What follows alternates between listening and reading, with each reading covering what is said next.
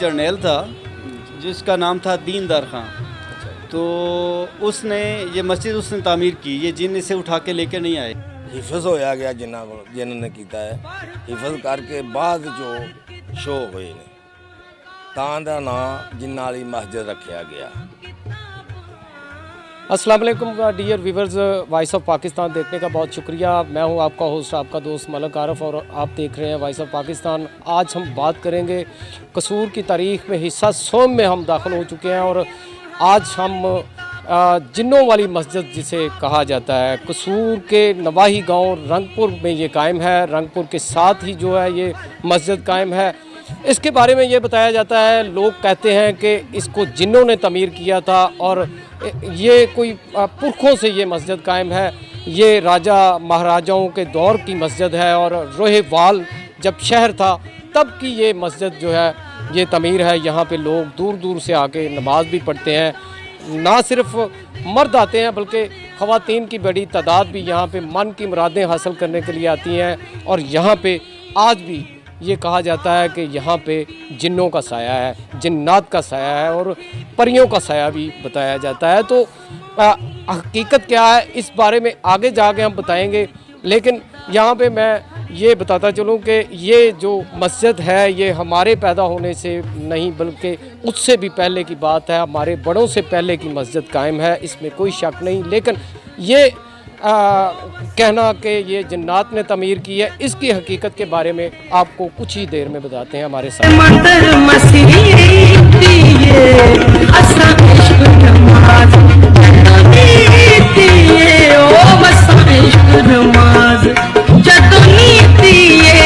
Voice of Pakistan دیکھنے کا بہت بہت شکریہ۔ میں اس وقت مسجد جنات کے حسین میں موجود ہوں۔ یہاں پہ دیکھا جا سکتا ہے میرے پیچھے جو ہے نہ صرف جو مرد حضرات ہیں وہ یہاں پہ سپارے پڑھ رہے ہیں، قرآن مجید کی تلاوت کر رہے ہیں، دوسری جانب اگر ابو ذر دکھا سکے تو خواتین کی بڑی تعداد بھی یہاں پہ موجود ہے، جو یہاں پہ دعائیں مانگنے آتی ہیں، اپنی منتیں منوانے کے لیے یہاں پہ آتی ہیں، اور یہاں پہ منت مانگ کر جو ہے وہ جاتی ہیں۔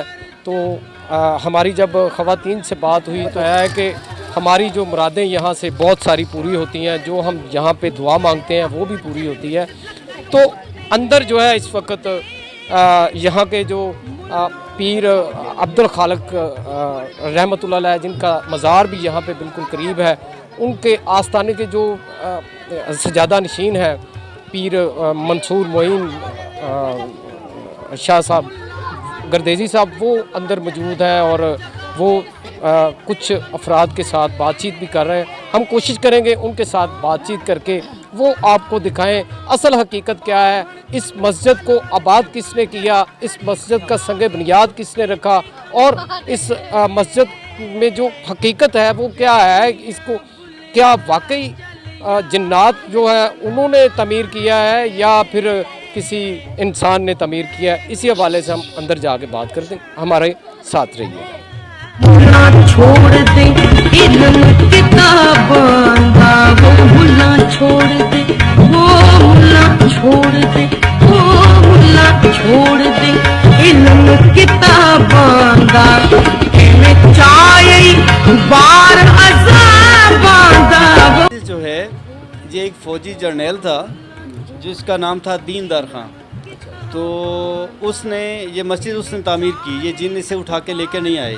میرا تعارف سید معین منصور حسین گردیزی مخدوم بابا عبدالخالق رحمۃ اللہ علیہ کی اولاد میں سے ہوں۔ اور ادھر جو ہے دیندار خان فوجی جرنیل یہ کہتا تھا کہ آپ کی روح جو ہے نا، حضور صلی اللہ علیہ وسلم کی روح معراج کے لیے گئی ہے۔ آپ فرماتے تھے ان کی روح معراج کے لیے نہیں گئی، وہ اسی طرح بنفس نفیسی تشریف لے گئے عرش پر۔ تو آپ نے فرمایا کہ ایسا ہے تو دیندار خان کہے نہیں، ایسا نہیں ہے، وہ بالکل نہیں گیا، عرش پہ کوئی بھی نہیں جا سکتا۔ تو اسی بات پہ مناظرہ ہو گیا اس مسجد میں۔ وہ مسجد مخدوم بابا عبدالخالق کی اور یہ جو مسجد ہے یہ آپس میں آمنے سامنے، بالکل آمنے، کچھ فاصلہ ہے، ڈسٹینس ہے، لیکن آمنے سامنے۔ اور انہوں نے کیا کیا کہ ادھر جو ہے مناظرہ ہو گیا، قصور روہے وال کے لوگ آ گئے، تب وہ بھی شہر تھا، کچھ آبادی تھی، اور کچھ قصور سٹی کی بھی، اور سب اکٹھے ہو گئے، اور مسجد جو ہے ساری لوگوں سے بھر گئی۔ اور اس میں حضرت بابا جی نصیر الدین رحمۃ اللہ علیہ ڈیفنس قصور میں ان کی مسجد میں ان کا مزار مبارک ہے، آپ کے مرید ہیں. انہوں نے کہا حضرت وہ دیندار خان تو بڑی کتابیں لے کے آیا، تو وہ کہہ رہا ہے عرش پہ تو چڑیا نہیں جا سکتی، چونٹی نہیں جا سکتی، تو یہ ایک بندہ کیسے چلا گیا؟ تو آپ بابا عبدالخالق سرکار کے سرحانے ایک حجرہ شریف ہے، تو آپ فرماتے ہیں جنہ دا معاملہ ہے آپ ہی انہوں سمجھا لیں گے. تو آپ نے مسجد و حجرہ شریف میں 2 نوافل ادا کیے. تو دیندار خان اس طرح بیٹھے ہوئے جیسے یوں کر کے، وہ مسجد کی محراب کی دائیں جانب تو یوں بیٹھے ہوئے ہیں، تو سامنے اس کی محراب چوڑی ہے، اس طرف جو ہے پیچھے اس طرف ابھی بھی ادھر مصلی بچھا ہوا ہے. تو فرماتے ہیں کہ اے دیندار خان اتنے 100 سال کے بعد میں اگر ادھر قصور آ سکتا ہوں، اسی طرح میں عرش معلیٰ پہ گیا تھا. وہ غرور و علائش سے پاک تھے جو دیندار خان صاحب تھے. انہوں نے ادھر حضور کی گود میں عاجزی سے ماتھا ٹیک دیا. تو اسی ٹائم مسجد سے جو ہے نا، مسجد میں تمام خوشبو ہو گئی، اور جتنی خوشبو ہوئی اور سارے لوگ درود شریف پڑھنے لگے، درود سے گونج اٹھی مسجد. تو دیندار خان وہیں پہ کہنے لگے عبدالحق سچا تھے میں جھوٹا، عبدالحق سچا تھے میں جھوٹا. تو یہ جو ہے وہ تب پھر دیندار خان نے کہا جی میں پہلے راستے پہ نہیں تھا، اب میں راستے پہ آ گیا ہوں، جن صحیح راستے پہ آ گیا ہوں، تو میری عاجزی قبول کریں. انہوں نے گلے میں ڈھول ڈال کے اور اونٹ پہ بیٹھ کے قصور کے گلی کوچوں میں مناظرہ کیا، یعنی وہ منادی کر دی کہ عبدالحق سچا تھے میں جھوٹا. اور یہ مسجد جو ہے ان کے بیٹے بابا جی عبدالغفور حسین رحمۃ اللہ علیہ، پھر ان کے بیٹے بابا جی مخدوم حسین رحمۃ اللہ علیہ، جن کے پاس میاں شیر محمد صاحب اور پیر میر علی شاہ صاحب آتے رہے، ان کے واقعات بھی آپ کو بتاؤں گا. اور پھر ان کے بعد یہ سید مخدوم محمد صبغت اللہ رحمۃ اللہ علیہ، وہ اس مسجد میں وہ پھر عید کی نماز پڑھایا کرتے تھے. ادھر پھر سکھ یاتری جو ہے نا وہ بھی فیض یاب ہوتے تھے، انہیں یعنی جو منت مانگتے تھے تو وہ پوری ہوتی تھی. تو انہوں نے پھر جب آنا نا تو بابا جی کے اس مسجد میں ان کی طرف ذرا دیکھیں، یہ ذرا اشارہ کر رہا ہوں، یہ جو ہیں ان کے ہوتے ہیں، یہ جو ہیں یہ موزہ رنگ پور گاؤں سے. تو ان کو آپ فرماتے کہ جن سکھوں سے کہتے بھئی آپ لوگ بھی نماز پڑھنے آئے، نماز عید کی تو مسلمانوں کے لیے، تو سکھوں نے بھی آ کے اس طرح نا ایکٹنگ کر دی، تو سجدے میں جانا، تو رکوع میں جانا، قیام میں کھڑے ہونا. تو انہوں نے کہا کہ یہ آپ لوگ کیا کرتے ہیں؟ فرماتے ہیں جن میں ساڈے گرو مہاراج کریں گے اسی بھی ہمیں کریں گے. تو کیوں؟ ان کو فیض تھا، وہ فیضان کی باتیں میں نے پہلے بھی بیان کی ہیں. اور اس مسجد کے حوالے سے میں بات کرنا چاہ رہا ہوں. اس میں پھر مخدوم بابا جی رحمۃ اللہ علیہ، وہ جو مسجد تھی ہمارے پاس جو ہے مخدوم بابا عبدالخالق سرکار کی مسجد جو ہے، اس میں جنات کو صبح جو ہے قرآن پاک پڑھایا کرتے تھے. آپ اسی سلسلے سے میں سجادہ جی میں ان کی اولاد میں سے ہوں. بابا جی کی مجھ سے بڑے بھائی پیر مخدوم ناصر حسین شاہ صاحب میں سجادہ نشین میں ان کا چھوٹا بھائی ہوں. اور وہ مسجد میں وہ رحل میں قرآن پڑھے ہوتے اور لوگ اندر داخل ہوتے تو وہ قرآن بند ہو جاتے مور کے پتے بن کے. تو آپ نے منع فرمایا اس ٹائم جو ہے آپ نہ آیا کریں، جنات مجھ سے قرآن پڑھتے ہیں. پھر ادھر جو ہے آبادی تھی، جدھر مسجد کے باہر وہ مال مویشی اس ٹائم بندے ہوئے کچھ کمرے ہیں، ادھر آبادی تھی، 100 گھر بنا ہوا تھا. آپ نے کہا کہ آبادی کے لوگ تنگ کرتے ہیں، اور اس لیے پھر آپ نے جنات کو اس مسجد میں کہا کہ بیٹا ادھر جو جنات ہیں ان کے نام پھر میں آپ کو بتا ہی دیتا ہوں. بڑے جو ہے جنات ہیں یامین، سلیمان، عبد الرحمن، شرف دین یعنی اس طرح کے جنات ہمارے یہ میرے پیر بھائی ہوئے، کیونکہ میرے ابا ہمارا جنات میں بھی ہمارا تعارف ہے.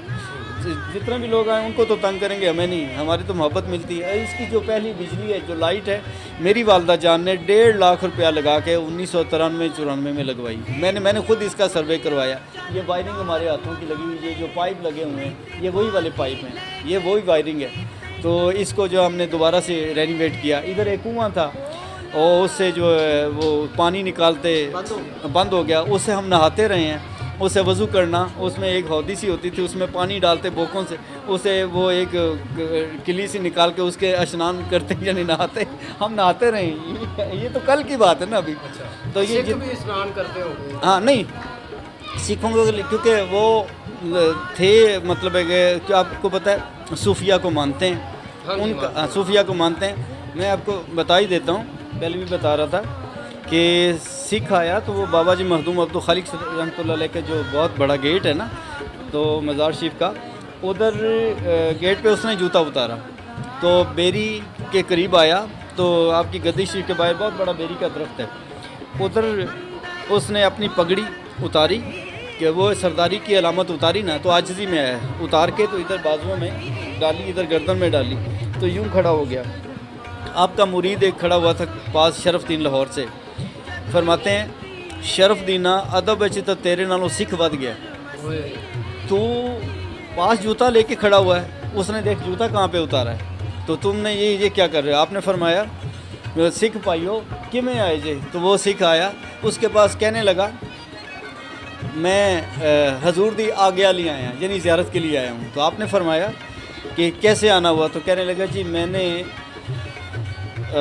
पोएं पांडा बड़ा हुआ पर खाने वाले कोई नहीं है, यानी मेरे पास दुनिया का मात सारा कुछ, लेकिन मेरे पास कोई ऐसी बात नहीं है। तो आपने फरमाया फिर ऐसा है कि